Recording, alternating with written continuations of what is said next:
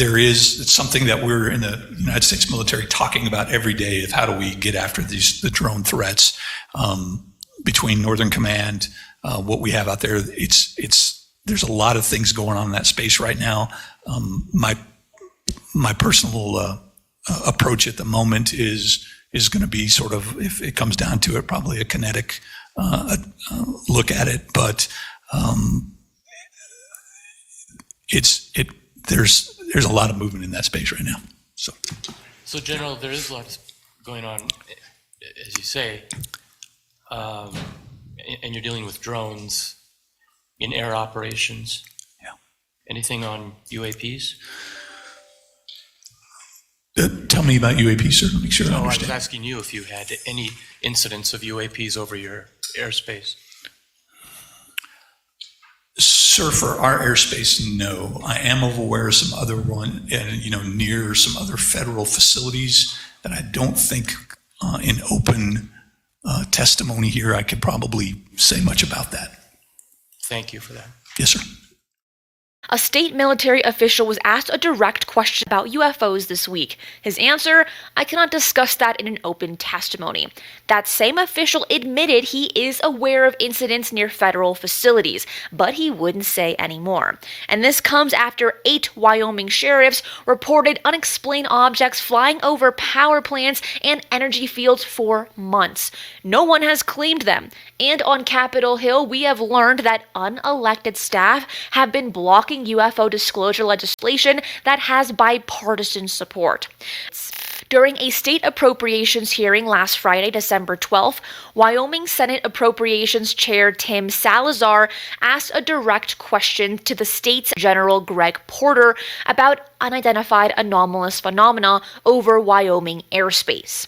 When asked specifically if there had been any incidents of UAPs, Porter responded that for their airspace, no. But then he added that he is aware of some incidents near other federal facilities that he does not think he could discuss in an open testimony. Let me say that again. A state military official acknowledged awareness of UAP incidents near federal facilities, but declined to elaborate publicly. Senator Salazar told the Cowboy State Daily he asked the question because news of UAPs frequenting U.S. military installations has become more of a concern following national media reports.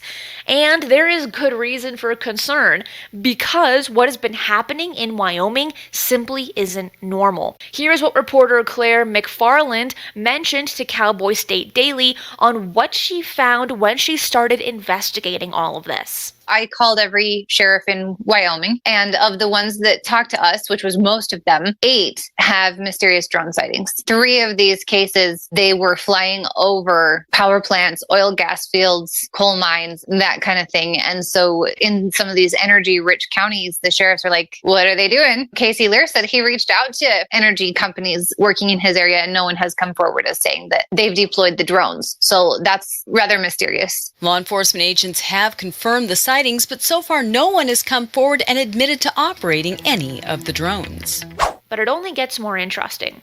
When Claire compared what Wyoming sheriffs were describing to what officials in New Jersey were seeing in 2024, the descriptions matched almost perfectly. I had been talking to New Jersey mayors and these military officials living in New Jersey. And so I had this very locked in description of what these guys were seeing. They flew over the mayor's house. And so he gives me this description of how they fly, how they sound. And so the sheriff doesn't know that, but he describes them pretty much the same way. So even though the sheriff didn't get close enough to see the size like these guys did, he's describing like, oh yes, locked formations. One group will do this pattern, one group will do this pattern, about 400 feet altitude. And a retired command sergeant major of the U.S. Army made a very important point. Every time governmental agencies deflect, deny understanding of the drones, or refuse to identify their origin, they only drive people deeper into distrust. Which brings us back to Friday's hearing. When Porter was asked if the Wyoming National Guard has any capability to deal with these objects, he admitted that they don't. When Representative Jeremy Haraldson asked if they are at the shotgun level of technology, Porter confirmed that they are. So you have unexplained objects surveying energy infrastructure for months, law enforcement confirming sightings, no one's claiming responsibility, and now a state military official who knows something about incidents near federal facilities but will not discuss it publicly. Now let's move on over to Capitol Hill, where members of Congress are pushing for UFO answers.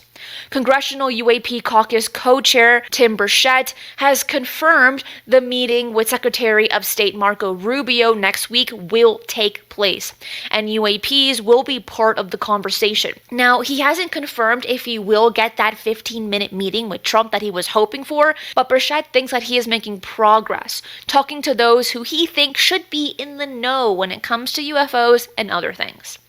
And this comes from an exclusive interview with journalist Matt Laszlo of Ask a Poll. Take a listen. Have you had your 15 minutes with President Trump? Not yet. Not yet. I've asked for it. I'm going to. No, I'm meeting with Marco Rubio next week, but I'm kind of moving up the chain a little bit. Are you going to talk to Rubio about UAP? A little bit, yeah. Yeah, we'll see what he says. Cool. See what he says. Have a good one. There is also news of another public UFO hearing. Andy Ogles, a member of the Congressional UAP Caucus, confirmed to Ask a Poll that there is one in the works. But do we have our hopes up for this one, or should we keep them really low?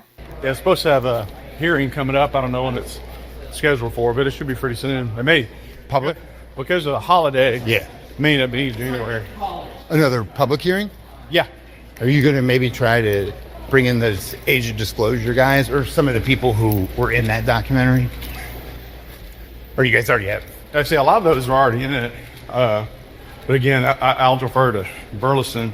The previous hearings brought forward military veterans who testified about objects interfering with equipment and displaying capabilities that simply could not be explained. Burchett wants fresh testimony or new evidence. He doesn't want to repeat what's already been said publicly. And I think everyone can agree with that statement. But we still have so much more to cover about the latest developments, so don't go anywhere, because this may be the most significant news of this update.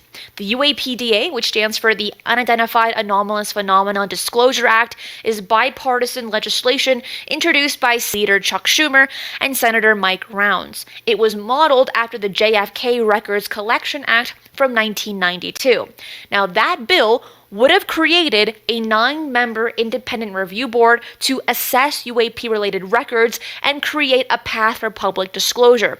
It would also have required the government to secure possession of any recovered UAP material that might have been transferred to private contractors. This bill has been introduced and stripped from the National Defense Authorization Act multiple times. In 2023, the key provisions were gutted. In 2024 and again in 2025, it failed to make it into the final bill. But now we finally know who's blocking it. Congressman Eric Burleson has been working to get the UAPDA included, and at the end of November, House Armed Service Committee Chair Mike Rogers told Burleson that he would be fine with including it. So where is the opposition? And this is very interesting to note because Mike Rogers has had a lot of fingers pointed at him, stating that he was the problem as to why the UAPDA was never passed. Did you find out where the opposition is? It's like there's some, I don't even know if it's the members of the Senate side, but the Senate approach staff feel like it's their turf and they don't want to, so we need to have that conversation. I think Senator Rounds is going to have that conversation. Interesting. So it wasn't even a member who opposed it? I'm not aware. So it seems that the opposition is not coming from elected senators. It's coming from Senate Appropriations Committee staff members who view this as their territory. Burleson added that Senator Mike Rounds is going to have a conversation with those staff members. So you have senators and representatives from both parties supporting this bill. You have House Armed Services Chair saying that he's fine with it, and it keeps getting blocked by by unelected staff who feel that it's their territory? Every time officials deflect or refuse to answer, it drives people deeper into mistrust. Questions are being asked at every level of government, and officials keep declining to answer them in public. So what do you make of the Wyoming general refusing to discuss UAP in open testimony? Do you think the Burchett and Rubio meeting will lead to real movement? And who should testify in the next public hearing?